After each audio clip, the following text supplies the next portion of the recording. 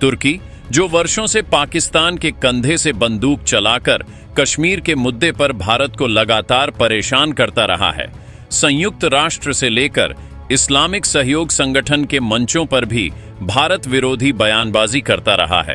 उसे शायद इस बात का इल्म नहीं था कि यह 21वीं सदी का नया भारत है, जो केवल बयानबाजी का जवाब नहीं देता, बल्कि दुश्मन के घर में घुसकर उसके सामरिक गलियारों में अपने ताकतवर कदम रखता है। और यही हुआ भूमध्य सागर में, जहां तुर्की अपने नौसैनिक अड्डे को अंतर्राष्ट्रीय समुद्री कानूनों की धज्जियां उड़ाते हुए तैयार करने की फिराक में था, जिसकी मंशा साफ तौर पर वैश्विक व्यापार मार्गों को बाधित करना था।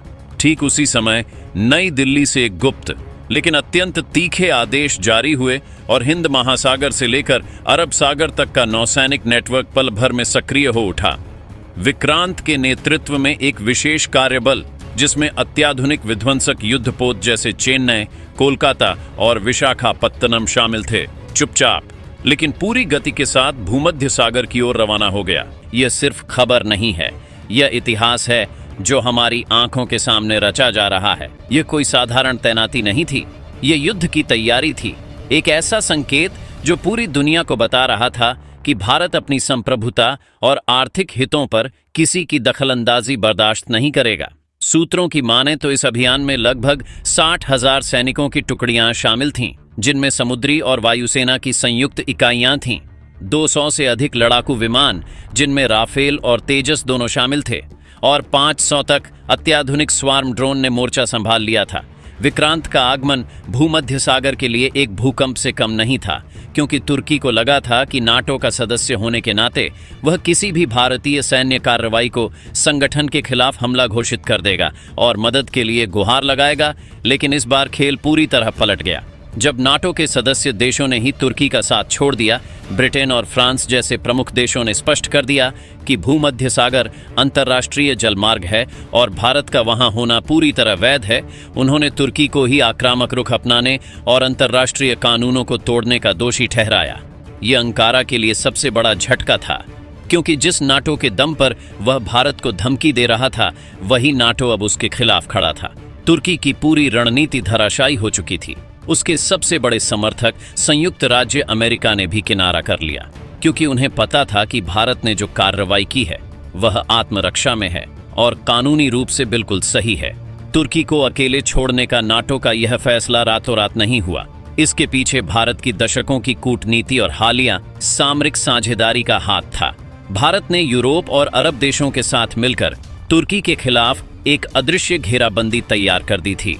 विशेष रूप से लेजर आधारित इंटरसेप्शन, एआई निगरानी नेटवर्क और स्वायत्त लड़ाकू ड्रोनों जैसी नई तकनीकों को यूरोपीय रक्षा उद्योग के साथ साझेदारी में विकसित करना तुर्की की ड्रोन शक्ति पर सीधा वार था। जब भारतीय तंत्र ने तुर्की के ड्रोनों को हवा में ही नाकाम करना शुरू किया, तब जाकर तुर्की को जमीन पर अपनी असरहीनता का एहसास हुआ। उसके पास कोई जवाब नहीं बचा था। एक समय अपनी ड्रोन शक्ति पर घमंड करने वाला तुर्की भारतीय तकनीकी दखल के सामने हक्का बक्का था।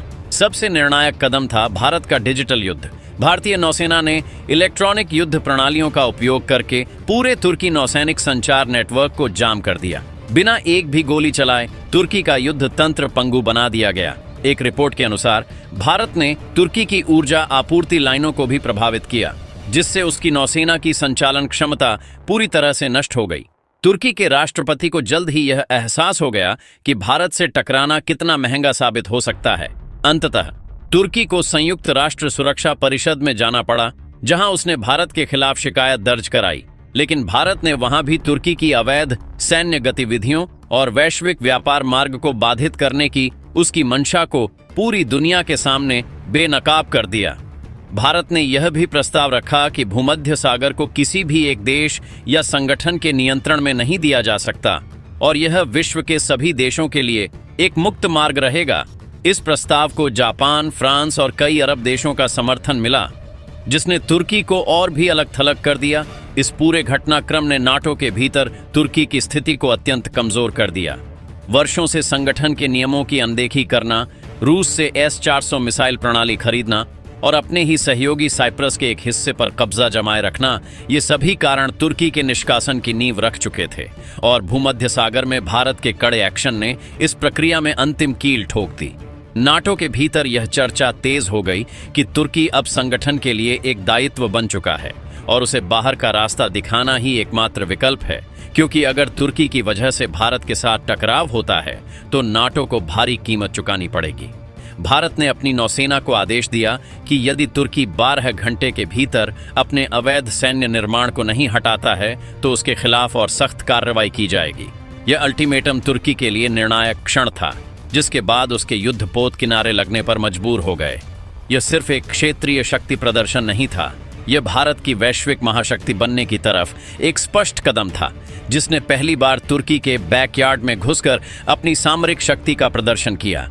यह मिशन न सिर्फ तुर्की को मुंहतोड़ जवाब देने में सफल रहा, बल्कि इसने यह भी स्थापित कर दिया कि भारत अब अपने हितों की रक्षा के लिए दूर दराज के क्षेत्रों में भी निर्णायक सैन्य बल प्रयोग करने में संकोच नहीं करेगा। भूमध्य सागर में विक्रांत का यह मिशन भारतीय नौसेना के इतिहास में स्वर्णिम अक्षरों में दर्ज हो गया है, क्योंकि यह न केवल भारत के स्वदेशी सैन्य क्षमता का एक प्रमाण है, बल्कि यह भी दिखाता है कि भारत अब एक नई विक्रांत कूटनीति पर चल रहा है, जहां बात करने से पहले कार्रवाई की जाती है और जहां शब्द नहीं बल्कि युद्धपोतों की दहाड़ बोलती है। तुर्की का खलीफा बनने का सपना और पाकिस्तान के साथ उसका याराना दोनों ही भूमध्य सागर की गहराइयों में दफन हो गए हैं और अब पूरी दुनिया एक नए भूराजनीतिक मानचित्र को बनते हुए देख रही है, जहां भारत एक अपरिहार्य और निर्णायक खिलाड़ी के रूप में उभरा है। और इस पूरे घटनाक्रम की सबसे खास बात यह है कि बिना किसी प्रत्यक्ष युद्ध के भारत ने तुर्की को घुटनों पर ला दिया और नाटो को भी एक स्पष्ट संदेश दे दिया। एक पत्रकार होने के नाते मैं कह सकता हूं कि यह सिर्फ खबर नहीं, यह एक युग का अंत और दूसरे का उदय है। एक ऐसा क्षण जो आने वाली पीढ़ियों को भारत की बढ़ती शक्ति और सामरिक दूरदर्शिता के बारे में बताएगा। और अब सवाल यह है कि तुर्की के औपचारिक निष्कासन के बाद भूमध्य सागर में शक्ति का नया केंद्र क्या होगा। लेकिन एक बात साफ है, वह केंद्र अब अंकारा नहीं बल्कि नई दिल्ली के प्रभाव से दूर नहीं होगा। नाटो से तुर्की के निष्कासन की औपचारिक घोषणा भी हो चुकी है, जिसके बाद भूमध्य सागर में शक्ति का शून्य पावर वैक्यूम पैदा हो गया था। लेकिन इस शून्य को भरने में भारत ने एक पल की भी देर नहीं लगाई। भारत ने तुरंत साइप्रस, ग्रीस और इजरायल के साथ अपनी त्रिपक्षीय सुरक्षा संवाद को एक नई ऊंचाई पर पहुंचाया। इन देशों के साथ मिलकर न केवल एक नई नौसैनिक समन्वय प्रणाली स्थापित की गई, बल्कि भूमध्य सागर में मुक्त नौवहन और व्यापार मार्ग सुनिश्चित करने के लिए विक्रांत नेतृत्व वाले गश्ती दल को स्थायी रूप से तैनात करने का निर्णय लिया गया। यह तैनाती तुर्की की समुद्री सीमा से पर्याप्त दूरी पर रखी गई थी ताकि किसी भी तरह के सीधे सैन्य टकराव से बचा जा सके। लेकिन यह संदेश साफ था कि इस महत्वपूर्ण जलमार्ग पर अब किसी भी एक देश का प्रभुत्व नहीं चलेगा। भूमध्य सागर के तटवर्ती देशों ने, जो तुर्की के आक्रामक व्यवहार से लंबे समय से पीड़ित थे, भारत के इस कदम का न केवल स्वागत किया बल्कि इसे क्षेत्रीय स्थिरता के लिए आवश्यक बताया। संयुक्त राष्ट्र में भी भारत के इस प्रयास की सराहना हुई, जिसने भारत को क्षेत्रीय शांति दूत और नेट सिक्योरिटी प्रोवाइडर, शुद्ध सुरक्षा प्रदाता की भूमिका में स्थापित कर दिया। तुर्की की घरेलू राजनीति में इस हार और अंतर्राष्ट्रीय अपमान के बाद भयंकर उथल-पुथल मच गई है। राष्ट्रपति पर इस्तीफे का दबाव लगातार बढ़ रहा है, क्योंकि उनकी अति महत्वाकांक्षी और आक्रामक विदेश नीति देश के लिए विनाशकारी साबित हुई है। नाटो से बाहर निकाले जाने के बाद तुर्की की अर्थव्यवस्था को भारी झटका लगा है, जिससे लीरा, तुर्की की मुद्रा, अपने सबसे निचले स्तर पर पहुंच गई है। सबसे बड़ा झटका उसके रक्षा उद्योग को लगा है, खासकर ड्रोन तकनीक के क्षेत्र में, जहां यूरोपीय साझेदारों के हटने और भारतीय इलेक्ट्रॉनिक युद्ध प्रणाली की सफलता ने उसकी विश्वसनीयता पर सवाल खड़े कर दिए हैं। उधर पाकिस्तान, जिसका तुर्की सबसे बड़ा मुस्लिम समर्थक था, इस घटनाक्रम से पूरी तरह से स्तब्ध है। कश्मीर मुद्दे पर उसका सबसे मजबूत अंतर्राष्ट्रीय समर्थक अब खुद अंतर्राष्ट्रीय बिरादरी में अलग थलग पड़ चुका है, जिसने इस्लामाबाद की कूटनीतिक और आर्थिक उम्मीदों को तोड़ दिया है। भारत ने इस मौके का फायदा उठाते हुए स्पष्ट कर दिया है कि जो भी देश आतंकवाद को समर्थन देंगे या भारत की संप्रभुता को चुनौती देंगे, उन्हें परिणाम भुगतने होंगे, फिर चाहे वह पड़ोसी देश हों या दूर बैठा कोई क्षेत्रीय शक्ति। भू राजनीतिक शतरंज की बिसात पर यह एक मास्टर स्ट्रोक था, जिसने केवल एक क्षेत्रीय संघर्ष को नहीं सुलझाया, बल्कि विश्व की बड़ी शक्तियों को अपनी रणनीति बदलने पर मजबूर कर दिया है। रूस, जो तुर्की के साथ अपने S-400 सौदे के कारण नाटो में फूट डालने की कोशिश कर रहा था, अब सावधानी से पीछे हट गया है, क्योंकि वह भारत जैसे महत्वपूर्ण रणनीतिक साझेदार को नाराज नहीं करना चाहता। दूसरी ओर चीन ने, जो हिंद महासागर में अपनी उपस्थिति बढ़ा रहा है, भारत के इस शक्ति प्रक्षेपण पावर प्रोजेक्शन से एक गंभीर सबक लिया है। बीजिंग अब यह स्पष्ट रूप से समझ चुका है कि भारत न केवल हिंद महासागर में बल्कि दूर दराज के महत्वपूर्ण जलमार्गों में भी अपनी नौसैनिक और तकनीकी शक्ति का उपयोग करने में सक्षम है, जिससे उसकी स्ट्रिंग ऑफ पर्ल्स रणनीति को गहरा आघात लगा है। विक्रांत का यह ऐतिहासिक मिशन केवल एक जहाज की यात्रा नहीं थी, बल्कि यह भारत की रणनीतिक धैर्य और निर्णायक कार्रवाई का एक नया सिद्धांत था, जिसने दुनिया को दिखा दिया कि भारत अपने हितों की रक्षा के लिए सभी आवश्यक कदम उठाने के लिए तैयार है। अब जब भूमध्य सागर में शांति और स्थिरता बहाल हो चुकी है, भारत ने अपना ध्यान दीर्घकालिक आर्थिक और सामरिक साझेदारी को मजबूत करने पर केंद्रित कर दिया है। भूमध्य सागर के नए साझेदारों के साथ मिलकर भारत ने ऊर्जा अन्वेषण और परिवहन मार्गों को सुरक्षित करने के लिए बड़े समझौतों पर हस्ताक्षर किए हैं, जिससे भारत की ऊर्जा सुरक्षा मजबूत हुई है। सबसे महत्वपूर्ण बात यह है कि इस संकट ने भारत की स्वदेशी रक्षा क्षमताओं के महत्व को साबित कर दिया है। विक्रांत से लेकर स्वार्म ड्रोन और इलेक्ट्रॉनिक युद्ध प्रणालियों तक भारत ने दुनिया को दिखा दिया कि वह अब आयातित हथियारों पर निर्भर रहने वाला देश नहीं है, बल्कि रक्षा नवाचार में एक वैश्विक नेता बन चुका है। यह घटनाक्रम एशिया से लेकर यूरोप तक की भू राजनीति को हमेशा के लिए बदल देगा। तुर्की के निष्कासन और भारत के प्रवेश ने एक बहुध्रुवीय विश्व व्यवस्था की नींव रखी है, जहां अब कोई एक देश या संगठन अपनी मनमानी नहीं चला सकता। और इस नए अध्याय का सूत्रधार बना है भारत, जिसने एक बार फिर साबित कर दिया कि वह शांति का समर्थक है, लेकिन शांति की कीमत पर अपनी संप्रभुता से कोई समझौता नहीं करेगा। तुर्की और पाकिस्तान की इस दुर्दशा के बीच इस्लामी सहयोग संगठन OIC में भी एक अप्रत्याशित दरार पड़ गई है।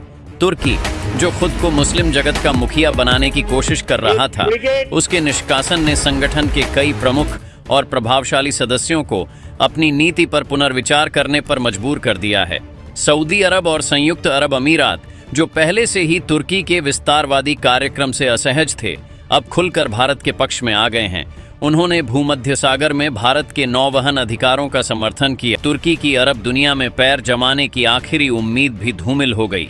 इस तरह भारत ने न केवल सैन्य मोर्चे पर बल्कि कूटनीतिक और धार्मिक राजनीतिक मोर्चे पर भी तुर्की और पाकिस्तान की चाल को पूरी तरह से विफल कर दिया। इस पूरे घटनाक्रम ने ईरान को भी गहरे चिंतन में डाल दिया है, जो क्षेत्रीय शक्ति संतुलन पर बारीकी से नजर रखे हुए था। हालांकि ईरान ने सीधे तौर पर इस टकराव पर कोई टिप्पणी नहीं की, लेकिन वह जानता है कि भूमध्य सागर में भारत की उपस्थिति पश्चिमी एशिया की भू राजनीति में एक नया कारक है। भारत ने ईरान को यह स्पष्ट संकेत दिया है कि उसका उद्देश्य क्षेत्रीय प्रभुत्व नहीं, बल्कि समुद्री सुरक्षा और स्थिरता बनाए रखना है। भारत की इस स्पष्ट रणनीति के कारण ही ईरान ने इस मामले में तटस्थता बनाए रखी, जो अंकारा के लिए एक और कूटनीतिक झटका था। यदि ईरान भी तुर्की का समर्थन करता, तो भूमध्य सागर का संकट और बढ़ सकता था। दोस्तों, इस पर अपनी राय कमेंट बॉक्स में जरूर बताएं।